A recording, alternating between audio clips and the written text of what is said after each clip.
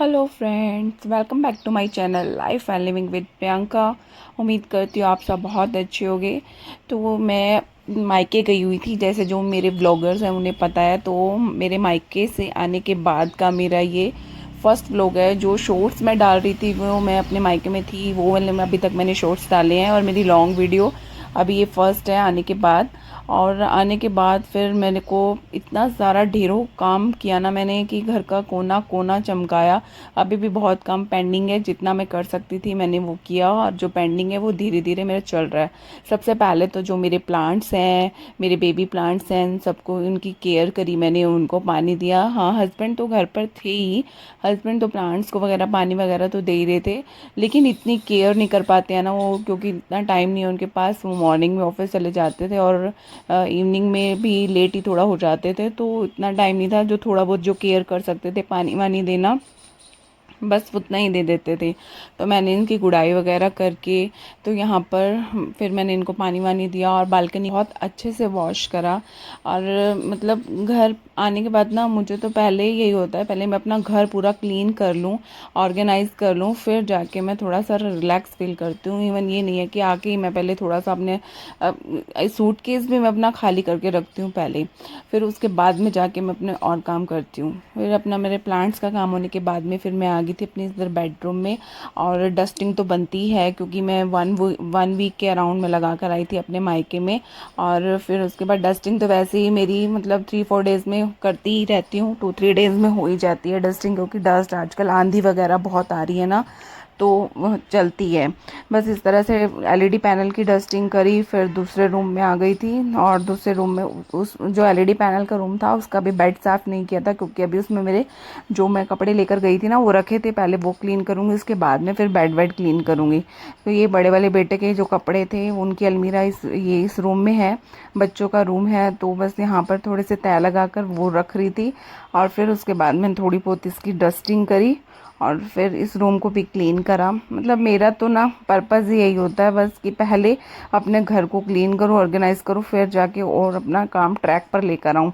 और मायके जाने के बाद एक बार तो ऐसा हो जाता है ना, आने के बाद में कुछ काम करने को मन भी नहीं करता, थोड़ा सा आलस आलस हो जाता है।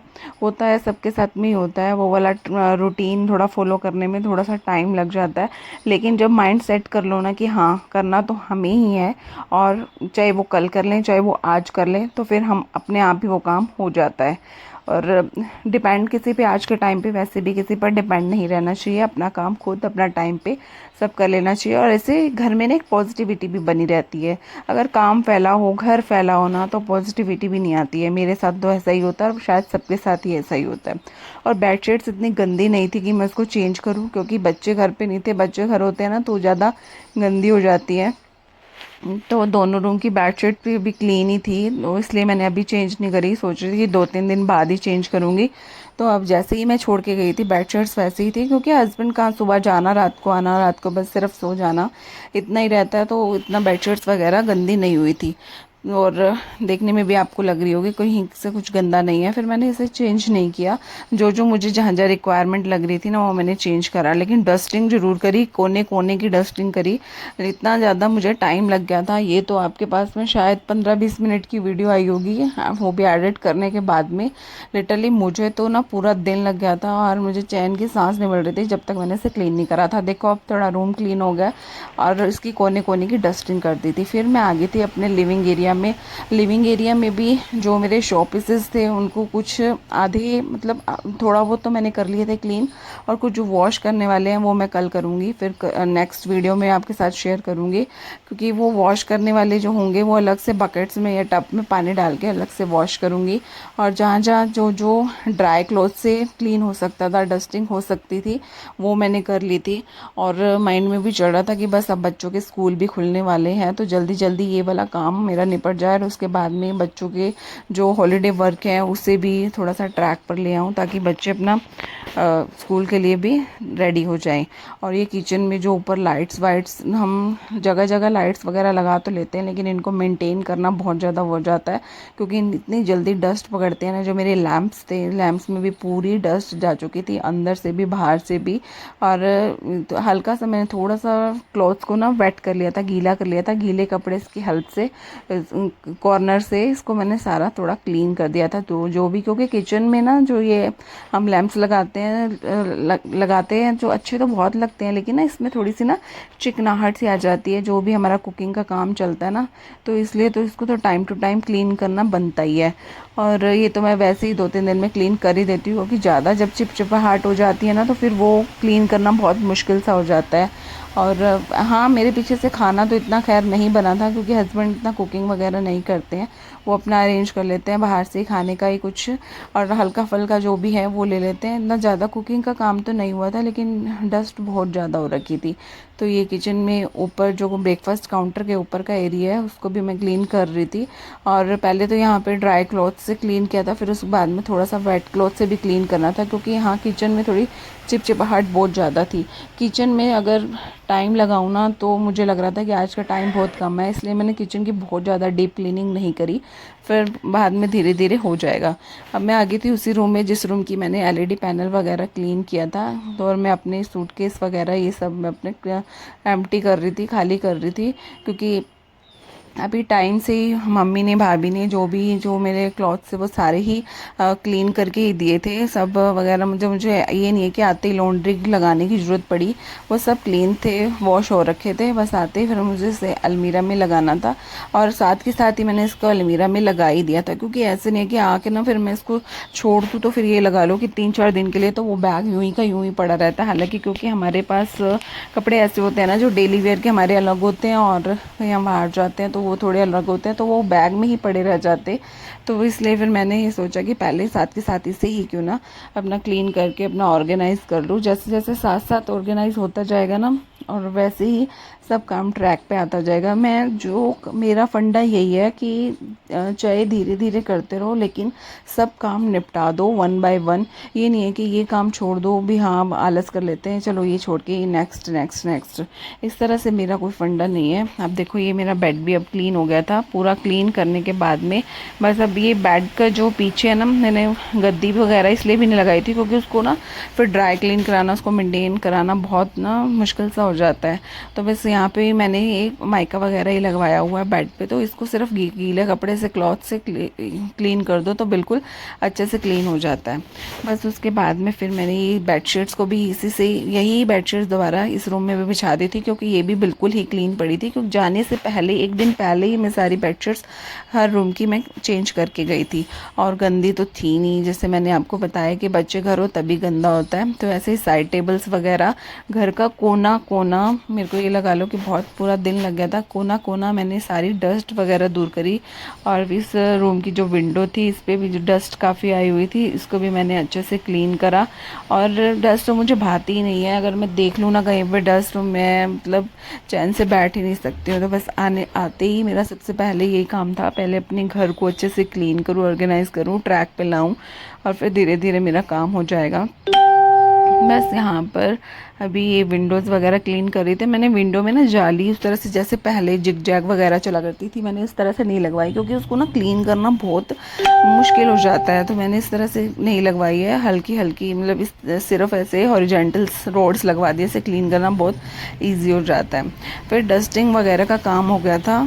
उसके बाद किचन का थोड़ा बहुत पेंडिंग था, उनका पहले बाद में करूँगी, पहले पोछा लगा लेती हूँ, क्योंकि दोपहर होती जा रही थी तो फिर गर्मी बढ़ती जा रही थी, तो उनका पहले पोछा वगैरह लगा लेती हूँ। झाड़ू वगैरह तो लग चुकी थी और डस्टिंग भी हो चुकी थी, बस थोड़ा बहुत किचन का काम पड़ा था, सब्जी वगैरह बनानी थी, और हल्का फुल्का जो डस्टिंग का काम था वो रखा था। क्योंकि डीप क्लीनिंग तो मैं किचन की ना 1 दिन पूरा लग जाएगा, मैं उसकी डीप क्लीनिंग किचन की बाद में करूँगी। जितनी मुझे लगती थी कि ये नेसेसरी है, प्रायोरिटी बेस पे है, वो मैंने कर ली थी, और बाकी धीरे धीरे वो सब क्लीन होती रहेगी। क्योंकि अब एक ही दिन में सब कुछ अगर खोल के बैठ जाओ ना तो फिर ना तो वो हमारी हालात आगे से हम काम करने लायक रहते हैं, और हम बिल्कुल थक जाते हैं, और ना ही फिर हम खाना बना पाते हैं बच्चों के लिए। तो ऐसा काम क्यों करना जो हमारे लिए ही प्रॉब्लम हो। तो बस इसलिए मैंने बस यहाँ पर फिर लगा लिया था, यहाँ पर पोछा। और मैंने मेड नहीं रखी हुई है, मैं अपने काम खुद करना पसंद करती हूँ, क्योंकि मेड के भरोसे मुझे ना इतना काम, उनका टाइमिंग की भी बहुत प्रॉब्लम रहती है, मिसमैच रहती है, मुझे मज़ा नहीं आता है। तो बस मैं अपने अकॉर्डिंग ही अपना काम सेट कर लेती हूँ। और टाइल्स को क्लीन करना तो इतना टफ नहीं होता, मेन तो डस्टिंग होता है, वो हमें ही करना होता है। अगर हम काम वाली लगवा ले तब भी। बस बेटे भी यहीं, बच्चे यहीं बोल रहे थे कि मम्मा बस अब खाना बना दो, बहुत टाइम हो गया। उससे भी भूख लग रही थी। मैंने कहा बस यहीं पोछा लगा के पहले किचन में ही सब्जी वगैरह बनाऊंगी और फिर तुम लोगों को खाना देती हूँ। बस यहाँ पर भी ये सोफ़ा वोफ़ा भी, और ये सोफ़े के कवर भी मैं ऐसे थोड़ा क्लीन करके ही गई थी जाने से पहले। फिर पोछा लगाने के बाद मैं आ गई थी किचन में, और किचन में और सब्जियां तो मैं लेकर आई नहीं थी, और शाम को लेने जाऊंगी। तो अभी बस बेटे से पनीर मंगवा लिया था। मैं सोच रही थी कि अब पनीर ही बना लेती हूँ इस टाइम पे। अब और कोई सब्जी तो मेरे पास रखी नहीं है। फ्रिज को भी अच्छे से क्लीन करके फिर उसके बाद में ही सब्जियां वगैरह ख़रीद के उसको ऑर्गेनाइज़ करूँगी। तो बस यहाँ पनीर के लिए वही शाही पनीर बनाया था, जो बच्चे भी शौक़ से खा लेते हैं। और मेरे लिए तो, मुझे तो मतलब सबसे इजी सब्ज़ी यही लगती है, वो जल्दी जल्दी में बन जाती है और बनानी भी इजी रहती है, और खाने में भी बच्चे नखरे नहीं करते हैं। और प्याज टमाटर को बस मैंने ऐसे वो घिया कस की हेल्प से थोड़ा सा कर लिया था इसको घिया कस। और वैसा जो रेस्टोरेंट ढाबे स्टाइल होती है ना, उस तरह से नहीं बनाई थी, सिंपल प्लेन से बनाती थी, जीरा डाल के और ये प्याज को सोटे करके और फिर उसमें टमाटर वगैरह डाल के इस तरह से बना ली थी। और रेस्टोरेंट वाली जो काजू को भिगो के और उसके बाद में सारे जो मसाले हैं उनको रोस्ट करके ग्राइंड करके इस तरह से बनाते हैं ना, वो नहीं बनाई थी, क्योंकि काम करके मैं इतना थक चुकी थी ना कि अभी सब्जी पे ज़्यादा टाइम स्पेंड करने का मेरे पास में हिम्मत ही नहीं बची थी। बस ये था कि अब बच्चों को भी खाना खिलाना ही है, तो सिर्फ मैंने यही जो मैंने अनियन को करा था कद्दूकस की हेल्प से, उसको सोटे करके फिर मैंने इसको टमाटर को भी, जो मैंने उसको भी घिया कस की हेल्प से ही मैंने बिल्कुल ऐसे मैश कर लिया था। फिर उसमें टमाटर डाल दिया था और इसको सोटे होने दिया था। तब तक मैंने पनीर के पीसेस वगैरह कट कर रही थी। और लिटरली आप चाहे इस तरह से भी बना लो ना, तब भी खाने में सब्ज़ी तब भी ये टेस्टी लगती है, क्योंकि इसमें सारा हेल्दी चला जाता है, क्योंकि देसी घी में बनता है, बटर में बनता है, फिर ऊपर से मलाई दूध तो सब डलता ही है। और ढाबा स्टाइल से बनाते हो तो उसका थोड़ा सा टेस्ट डिफरेंट ज़रूर हो जाता है, लेकिन ऐसे अगर हम फटाफट में सिंपल तरह से अगर ये सब्ज़ी बनाते हैं ना शाही पनीर की, तब भी कुछ कम टेस्ट नहीं लगती है, तब भी अच्छी ही लगती है, फ्लेवर अच्छा ही आ जाता है। बस यहाँ पर यही पनीर वगैरह कट कर रही थी। बच्चे यहीं अंदर रूम से ही आवाज़ें दे रहे थे, मम्मा बस अब जल्दी करो, अब हमें खाना खाना है। यही होता है ना कि जब बच्चे घर पर हो ना, तो या तो काम कर लो या बच्चों की सेवा कर लो। तो लेकिन ये काम तो मुझे करना ही था, और ये अपना खाना वाना भी बनाना था। बस यहीं पे मैं लग गई थी। फिर खाना इसको सोटे कर लिया था अच्छे से, और फिर इसमें मैंने डाल दी थी थोड़ी सी और मलाई डाल दी थी। वही बस एक दिन पहले का दूध रखा था, और वही मैंने इसमें मलाई ऐड करके थोड़ा सा दूध ऐड करके इसे बना ली थी। और बच्चों के ना ये भी लग रहा, मुझे माइंड में टेंशन हो रही थी कि हॉलीडे वर्क भी रहता है। अब मैं ये घर के काम में लग गई हूँ, तो बच्चों का हॉलीडे वर्क भी थोड़ा बहुत है, वो भी पेंडिंग है, वो भी मुझे कंप्लीट कराना है। माइंड में बस यही चले जा रहा था। और ये है, हम लेडीज़ को करना है तो हमें सब कुछ है ही। अगर मैं ये सब कुछ चीज़ें छोड़ के बैठ जाती ना, तो फिर मेरे को ये भी चैन नहीं आता कि मेरा घर भी ऐसे बिखरा हुआ और साथ में बच्चों का काम भी कराना है। तो मैं दो मतलब ये है कि स्टेप बाय स्टेप माइंड में रखती हूँ कि हाँ काम ये भी करना है, ये भी करना है, लेकिन धीरे धीरे सब हो जाता है। बस वो खाना वाना हमारा सब हो गया था। फिर उसके बाद में चूल्हे को मैंने बहुत अच्छे से क्लीन कर दिया था। और क्योंकि 1 वीक के अराउंड हो गया था, हल्का फुल्का खाना या हल्का फुल्का कुछ तो बनाया ही था हस्बैंड ने, तो वो चूल्हा भी ना अच्छे से क्लीन हुआ नहीं था। तो बस इसको भी मैं थोड़ा सा विम की हेल्प से और विनेगर की हेल्प से थोड़ा इसको अच्छे से थोड़ा क्लीन कर दिया था। अभी जैसे टाइल्स वाइल्स का काम है, बैक में टाइल्स हैं, और मैं कह रही हूँ ना, अभी किचन की मेरे डीप क्लीनिंग करने का बहुत मन है, और पता नहीं कब आएगा वो टाइम। आएगा जल्दी, क्योंकि पहले मैं बच्चों का भी जो मेरी मोटी मोटी क्लीनिंग है वो मैं कर रही हूँ, और उसके बाद पहले बच्चों का कराऊंगी हॉलीडे वर्क। और जब बच्चों के बस 1-2 दिन में स्कूल स्टार्ट ही हो जाने हैं, जब बच्चों के स्कूल स्टार्ट हो जाएंगे ना, फिर मैं यही डीप क्लीनिंग का ही काम करूँगी किचन की। और डीप क्लीनिंग ये नहीं है कि एक ही दिन में निपटा दूँगी, मैं इसको थोड़ा थोड़ा, जैसे 2 या 3 बॉक्स वगैरह पहले ले लिए, इस तरह से लूँगी, इस तरह से काम करूँगी, ताकि सारा काम ना ट्रैक हो और थकावट ना हो। इस तरह से काम इजी भी रहता है और सब मेंटेन भी हो जाता है। आप कैसे करते हो मुझे कमेंट करके बताइए, क्या पता आपके से ही मेरी कुछ हेल्प हो जाए। इस तरह से काम करना चाहिए।